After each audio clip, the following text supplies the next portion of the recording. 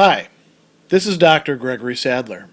I'm a professor of philosophy and the president and founder of an educational consulting company called Reason.io, where we put philosophy into practice. I've studied and taught philosophy for over 20 years, and I find that many people run into difficulties reading classic philosophical texts. Sometimes it's the way things are said or how the text is structured. But the concepts themselves are not always that complicated, and that's where I come in. To help students and lifelong learners, I've been producing longer lecture videos and posting them to YouTube. Many viewers say they find them useful. What you're currently watching is part of a new series of shorter videos, each of them focused on one core concept from an important philosophical text. I hope you find it useful as well.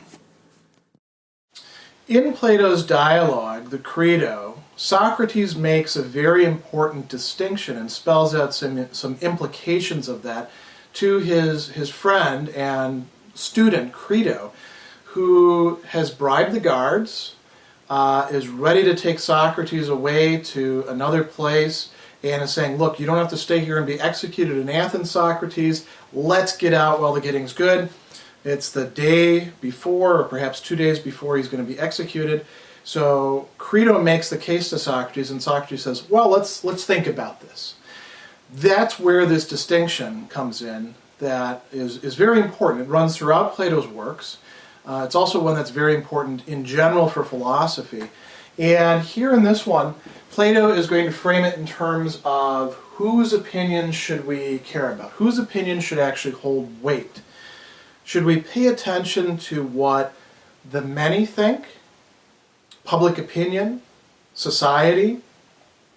Perhaps even a smaller group, what our friends think, what our family thinks. Or should we have a different criterion for whose opinions matter? Should we look to the wise or the knowledgeable, the person who actually has some sort of expertise or competency in an area, in a subject, in a matter? And Socrates says, look, Crito, I know that you think that the many matter, but let's remind ourselves about this sort of thing. The opinions of the many don't really matter because they're not valuable. So let's look at the many first and Socrates' discussion of that. He says that they can't make a person wise. As a matter of fact, they can't even make a person stupid. That's an interesting thing to say because you would think that following the opinions of the many would actually make the person stupid. But that's the choice of the individual who doesn't have to follow public opinion, who doesn't have to say, well, everybody else thinks this way, so I'm going to think that way as well. Crito says, look, they can kill you. You've got to worry about public opinion because they can hurt you. Socrates says, they can't really hurt you. They also can't really help you. If they could in fact hurt you in what matters the most, in what is truly valuable, then they could also help you with that. But they can't actually do any of that. Why? Well, because they act and decide and talk, as he says, at random, by chance. They're not fixed. They change their mind from point to point to point. They don't have consistency. Even when they are consistent, they don't have good grounds for their consistency. So we don't want to worry about what the many think. The last thing that he also says is that, look, why are their opinions bad? Not only are they untruthful, but they lead to harmful consequences. And Socrates uses examples, as he often does, to try to drive this home. He says, if you're going to go to a personal trainer, you wouldn't want to just pick any, Joe off the street or like take a public opinion thing. Think about here in America, if, where we struggle with obesity and all sorts of, being out of shape and a sedentary lifestyle. If you were just to go to regular people and say, let's just do a public opinion poll. How should I do? What sort of exercise routine should I do? And you weren't just looking at what they give lip service to, but in fact how they live. Then you would live like the rest of them, and you would probably be not that healthy. Now, on the other hand, if you actually want to know what is healthy, you need to go to somebody who actually has some competency in that. Perhaps several people, maybe a dietitian. Should I eat this? Should I avoid this? or a specialist in exercise. What kind of exercises can I begin doing if I'm out of shape? What should I be building towards? How often should I do it per week? You don't just go to any old person or public opinion writ large. You go to somebody who actually knows something about that. Same thing with money. Again, great example here for contemporary Americans. Even before the financial crisis, we had a negative savings rate. That meant that people were going further and further into debt rather than actually accumulating assets and saving, because they were engaged in what we call consumer spending. So if you were going to say, well, what do a lot of people think we ought to do? You've got some money. Should you save it? How should you be saving it? Or should you go blow it? And a lot of people say, well, go blow it. There's always going to be other money to be made. You don't have to worry about retirement for a long time. Is that what a financial planner would tell you? A financial planner is somebody presumably who has some background in handling money and some sort of expertise in that. And they would say, no, actually you need to be saving some money.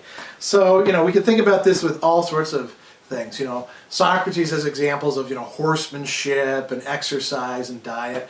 But we can think of this in terms of all sorts of avenues of our life. Relationships, what kind of house we ought to have, if we're going to have a house, or should we rent, or, what kind of car, should I get a new car, should I, buy old cars and make them last, all these sorts of things. We could go with the many, what it is that our culture, what it is that public opinion is telling us, or we can go with somebody who actually knows something. So let's look at the expert now. Socrates says some people, at least in some things, actually understand the matter that we're looking at. Why do they understand it? Because they possess some knowledge, they possess some expertise. And where did they get that from? That's a question that he doesn't actually explore here, but we can talk about that in terms of skills or crafts or sciences in many other Platonic dialogues. Here he's concerned with who actually does understand the matter. And then he notes this kind of person is going to be very helpful. They're good, their opinion is good, because it leads to good results. The opinions of the many may seem to be good in the short term, but they're actually going to be harmful towards you. The opinions of the person who actually has some knowledge, assuming that he's letting you in on it, and he's not just screwing around with you, but he's really acting in good faith and telling you this would be good for you, this is what you ought to do, that's going to be helpful for you. So a dietitian will help you to, lose weight or start eating more healthy or get the nutrients that you need in your diet. A good counselor for anger management will teach you how to learn to identify when you're getting angry and cut that off before it begins to make you, lose control. We could go down a list of that sort of things. In this case, what are we talking about? Socrates says, the person that we're really interested in here, because we're talking about, making a decision about what we ought to do, is the one who has a solid understanding of moral values. Now that may sound a little strange to you at first, and that's actually a sign of how bad our culture is. We tend to say, well, people have values, and we look at it in a very subjective way. Plato thought of this in terms of something more objective, that there actually were right and wrong, good and bad. You could arrange things in kind of a hierarchy. And some people were well-oriented towards that, and other people were totally off in their own sort of la-la land and out of touch with what those values were. They may have had their own values. For example, if somebody thinks that making a ton of money is the best thing in life, Plato would say, sure, that person has that belief. They're wrong. They actually are out of touch with what is, in fact, really good for them. And he talks in terms of three modalities here. The ancient Greeks had a number of different value words that were very important. Just versus unjust. What is right in the situation, what is called for by, say, the laws, or called for by propriety, what is the right thing to do, or what would be the wrong thing to do? Where am I violating somebody's rightful claims on me, where I actually owe them something? That's one important modality of moral values. Another one that he talks about, and this is very important for the ancient Greeks, and it's also very important for us, although we use different language for it, is the honorable and the dishonorable, or sometimes you'll see it translated as the noble and the base, or the beautiful and the ugly, the kalon and aischron. The Greeks had these two terms that were used for all these different types of value. And some of this we might say, well, that's purely aesthetic, what's beautiful or what's ugly.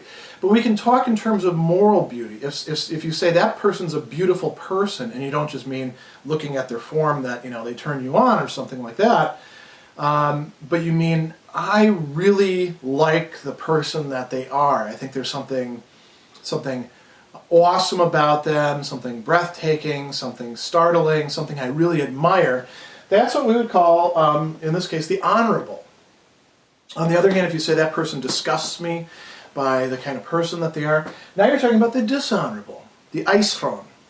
And then there's the good versus the bad. This is showing us that it doesn't all fit into these two neat categories of the just and unjust, and the noble and the base, or the fine and the ignoble, or however you want to put it. There's also goodness and badness in other modalities, and Socrates is not spending time here trying to explain this to us. He's just sort of citing this, and he does this in other dialogues as well, particularly the Gorgias, where he uses exactly those same categories. Aristotle will use those categories as well. So, in any case, the wise person actually has understanding or knowledge of what is in general, good or bad, and then they can apply it to particular cases. Now, why bring up all this? Socrates says, in this case, who do we want to listen to? Do we want to listen to the many who are wrong and whose views are actually bad because they're harmful? They damage not only one's own interests or something like that, but they damage what's most valuable in a person, that is their soul or personality, what it is that makes them them, their integrity, you might think of it. If you rely on the many in moral matters to make sense of things, you're really taking a big risk of getting led astray. On the other hand, if you go to somebody who actually is knowledgeable about moral matters, they may not only, help you out in that situation and say, well, here's what you need to do so that you don't damage, what's most valuable about you. You may actually get in them somebody who can help you grow into something that's even better. They're helpful in that respect. So Socrates is saying, this is the person that we want to go to. Notice that he doesn't say, I am that person, by the way, Crito. He doesn't say who would actually be that person. He's doing something a bit more negative. He's saying, forget these dummies over here. We don't need to listen to them. What we want is somebody like this. And so one of the questions that I'm going to leave you with is, well, who would that person be for Plato or for Socrates? And are the laws that we're going to talk about in another core concept video, are the laws who are making an argument, are they in some way substituting for this person?